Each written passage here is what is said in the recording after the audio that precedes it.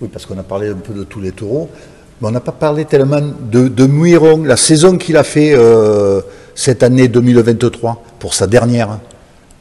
Combien de sorties il a fait déjà? Ça fera 4 sorties au mois de septembre à Sommières, qui va faire ses adieux. Voilà. Et d'une manière générale, ben, ça l'est encore bien sorti, le Oui, taureau. oui. Hein, dernièrement à Vauvert. Oui, ça l'est bien sorti. Je trouve que même à la Palme d'Or, il a fait ce qu'on lui a demandé. Voilà. Il aurait pu faire mieux. Bon, et puis, il y a l'âge.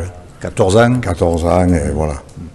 Sauf qu'on se dit, il ne faut pas non plus qu'il fasse la saison de trop. Exact, c'est ça. Il ne faut pas qu'il fasse la saison de trop. Donc, cette année, ça s'arrêtera là, à Sommières. Voilà. Et peut-être en présentation. Peut-être en présentation, oui, mais bon, comme on galère pour le faire rentrer, c'est son problème, ça, voilà, c'est ce problème, qu'il n'avait pas avant, hein. Je ne sais pas pourquoi, voilà. Mais il en a marre. Voilà, je pense que c'est ça. Une bonne retraite. Ah oui, maintenant j'en ai assez, laissez-moi tranquille, hein, voilà.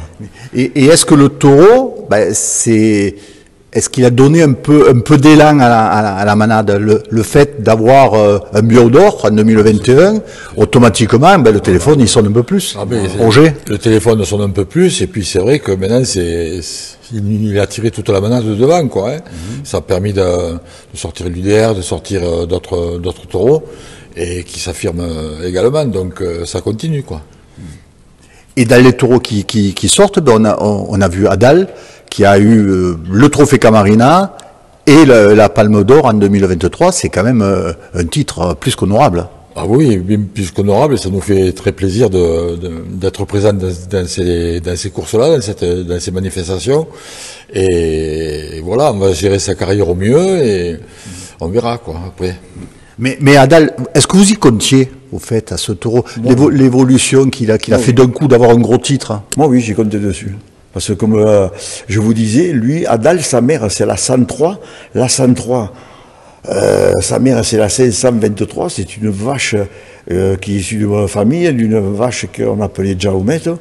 Et l'entier qui a été dessus, c'est un entier qu'on avait acheté au Brestalou. Il s'appelait Mara, parce que bon, ce taureau, il était quelconque. Mais à l'époque, Daniel a dit, il faut le prendre, parce que c'est un fils de Aldo. Voilà. Du Joncas. Du Joncas. Voilà. Et c'est avéré que, voilà, sa mère à la 103, elle était excellente. La 2022 aussi, elle est bien, dans la même famille. Et puis, entre-temps, il y a eu le 4073 Adal.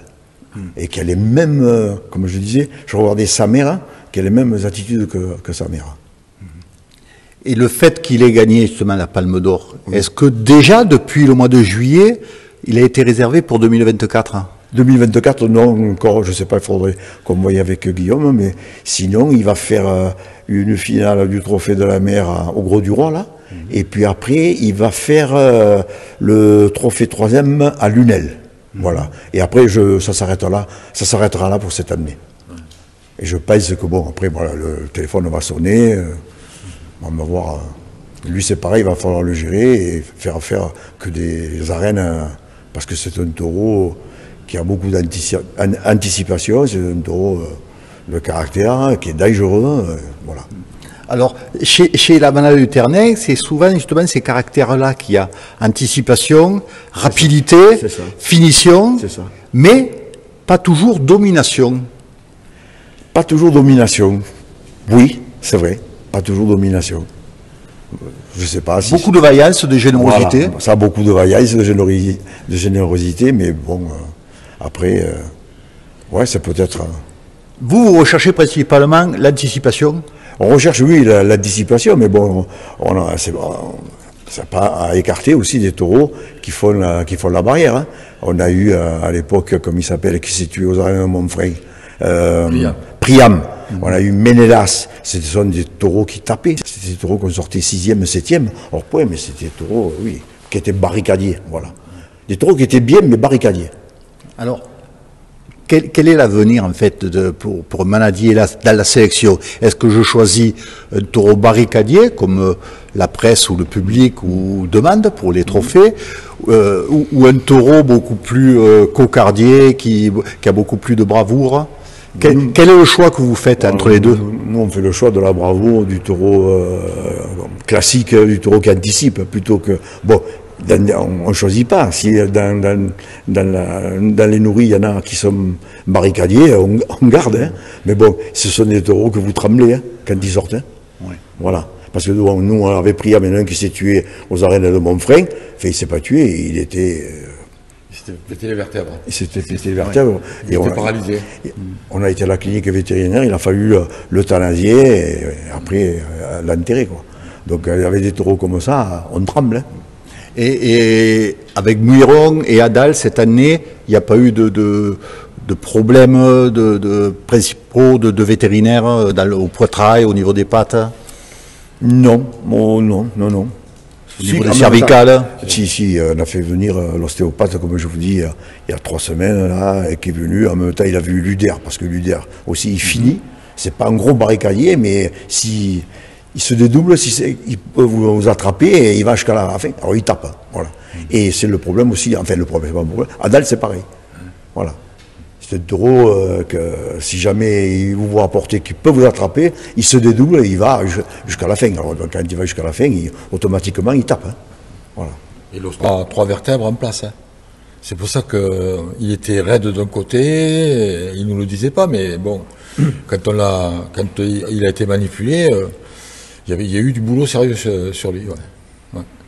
Et est-ce que cette année 2023, qui est la dernière pour Muiron, est-ce que pour vous, je sais pas, il y a comme une page qui se tourne et il y a systématiquement un brin de nostalgie quand même? C'est toute une vie derrière qui s'en va. Ah oui, parce que Muiron nous a apporté toute cette notoriété et en plus avec les difficultés qu'il a eues dès sa naissance, c'est un taureau qu'on a plus aimé que les autres. Et c'est sûr que à sa dernière course, j'aurais la larmette. Hein. Après, on le verra dans le pays, en train d'être conseiller des jeunes. Hein. Ouais, voilà, des jeunes cocardiers. Voilà. 2024, c'est quand même un avenir que vous voyez de quelle façon, de 24, 25, 26 pour la manade du Ternin? Alors là, Roger, ça dépendra des engagements pour les taureaux et puis de voir leur évolution. Là, à un instant T comme aujourd'hui, ça va, mais on ne sait pas demain comment ils vont réagir, quoi. Bernard? Pareil.